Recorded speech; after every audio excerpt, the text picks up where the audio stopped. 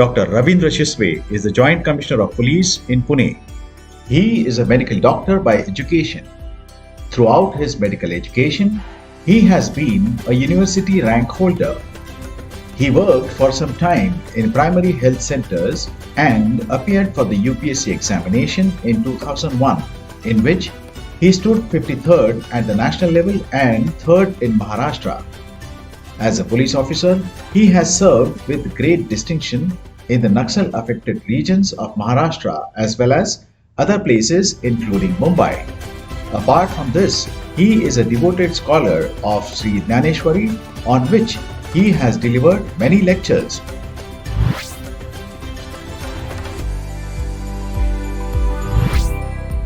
सन्माननीय व्यासपीठावरील सर्व मान्यवर,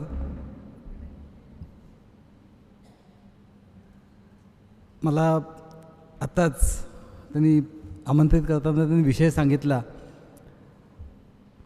आणि प्रामाणिकपणे एक सांगायला हवं की असं कोणताही विषय प्रतिपादन करण्यासाठी मी इथे आलेलो नाही. माऊलींचं स्मरण करण्याची संधी जेव्हा जेव्हा मिळते तेव्हा ती मी टाळत नाही.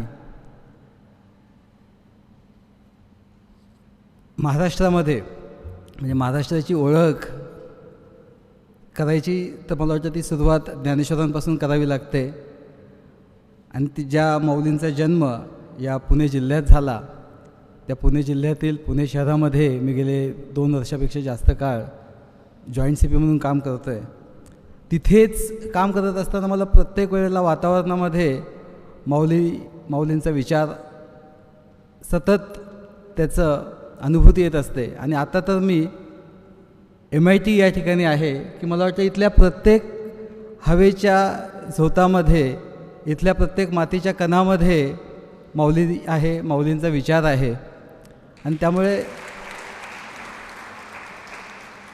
जेव्हा आमंत्रण दिलं, म्हणजे मी होकार नकार असं काही देण्याची संधी मला मिळाली नाही. इथे आल्यानंतर मी जेव्हा कराड सरांच्या चेंबरमध्ये बसलो, माझ्या आधी विभूश्रीजींनी, म्हणजे मला वाटतं IIT ॲल्युमनाय आहेत, त्यांनी या ठिकाणी पसायदानावर आपले विचार मांडलेत. माझ्या बाजूला संजय उपाध्याय बसले होते. मला वाटतं त्यांनी सांगितलं की TV वर 3 वर्ष त्यांनी भगवद्गीतेवर, ज्ञानेश्वरीवर प्रवचनं केलेत. डॉक्टर कराड हे तर माऊली, त्यांचा विचार, ज्ञानेश्वरी हे सगळं जगतायत. त्यांच्या प्रत्येक श्वासात ज्ञानेश्वरी आहे. आणि मला इथे आल्यानंतर एक गोष्ट समजली, ती म्हणजे या ठिकाणी 12 क्रेडिट्स देऊन प्रत्येक, म्हणजे तुम्ही इंजिनिअरिंगला असाल, मेडिकलला असाल किंवा कोणत्याही जरी म्हणजे फॅकल्टीला असाल तरीसुद्धा तुम्हाला ज्ञानेश्वरी आणि त्यावरील अभ्यास करावाच लागतो. त्या चेंबरमध्ये बसल्यानंतर मला किती दडपण आलं असेल याचा विचार करा. माझ्या आजूबाजूला इतक्या सगळ्या विभूती, म्हणून मी म्हणालो की मी पहिल्यांदाच प्रामाणिकपणे सांगून टाकतो की मला ही फक्त माऊलींचं स्मरण करण्याची एक संधी आहे, म्हणून मी या ठिकाणी उभा आहे. की ज्या ठिकाणी मी मगाशी म्हटलं की इथल्या प्रत्येक मातीच्या कणाकणात ज्ञानेश्वरी आहे आणि ती सगळ्यांपर्यंत घेऊन जाण्याचं इतकं मोठं काम करत असताना माझ्याकडून खरंच म्हणजे मी म्हणजे माऊलींनी माझ्यासारख्याची चांगली सोय करून ठेवलेली आहे की जैसे राजहंसाचे चालणे, भूतळी झाली या शहाणे, अनिक काय कोणे चालावेची ना. मी म्हटलं माझ्या बाजूला बसलेले सगळ्या विभूती याचा इतका मोठा अभ्यास दिसत होता, मी तेवढीच एक माझी सोय करून घेतली आहे की राजहंसाचं चालणं कितीही छान असेल, चांगलं असेल, माझ्यासारख्याने अडखळत का होईना चालूच नाही का. आणि ही वाट सगळ्यांनी चालावी यासाठीच तर डॉक्टर कराड यांचा आग्रह असतो की या वाटेवरून सगळ्यांनी चालावं.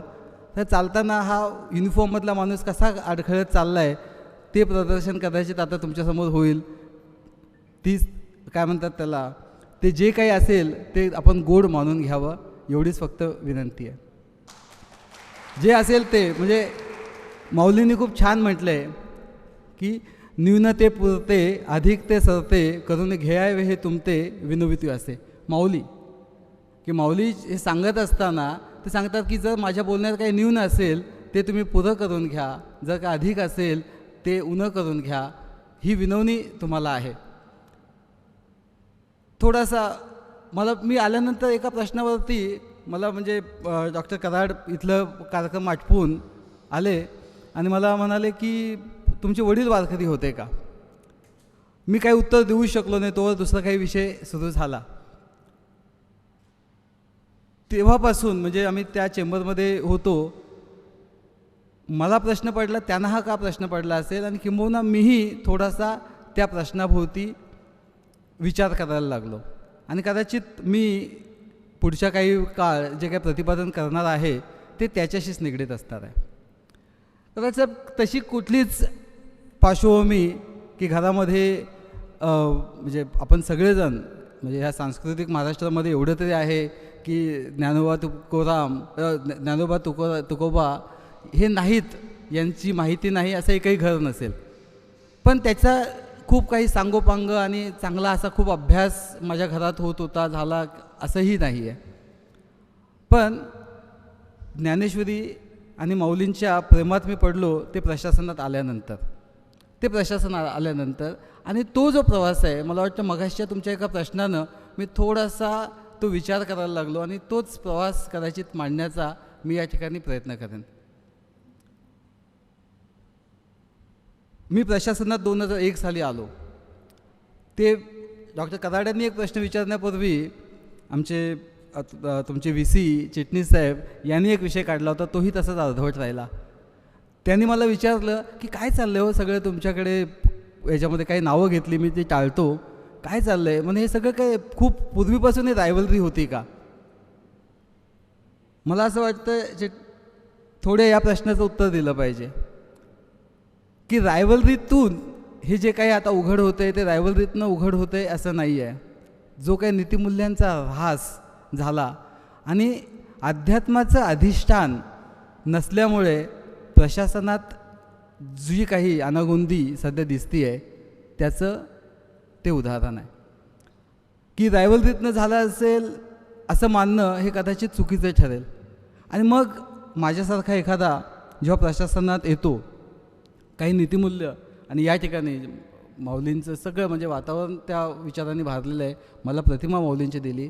मी सुरुवातच एका गोष्टीने करतो की आज ताग आहेत जवळपास 18 वर्ष माझी जी काही कारकीर्द सांगितली. 4 जिल्ह्यांचं SP म्हणून काम केलं, मुंबईला GCP झोन 1 होतो 4 वर्ष. आणि त्यांनी विचारलं की GCP झोन 1 कुठे आहे, तर साऊथ मुंबई. उद्या 26/11 आहे. 26/11मधल्या ज्या सगळ्या घटना ते जिथे आले आणि जिथून ते त्यांना पकडलं गेलं ती सर्व साऊथ मुंबई म्हणजे मरीन ड्राईव्हपासनं, कप परेडपासनं, कुलाब्यापासून आमचं CST, चर्चगेट, डोंगरी, JJ हा जो सगळा भाग येतो तो भाग म्हणजे GCP झोन 1चा एरिया आहे.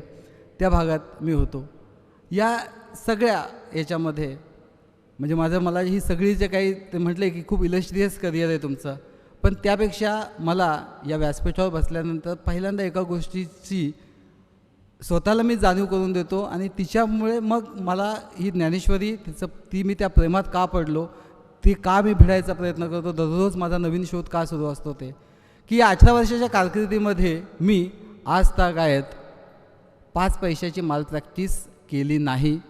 ती करण्याची प्रलोभनं आली, ती करण्याची वेळ आली, परंतु त्यापासून जर मला कोणी दूर ठेवलं असेल तर तो माऊलींच्या विचारानं.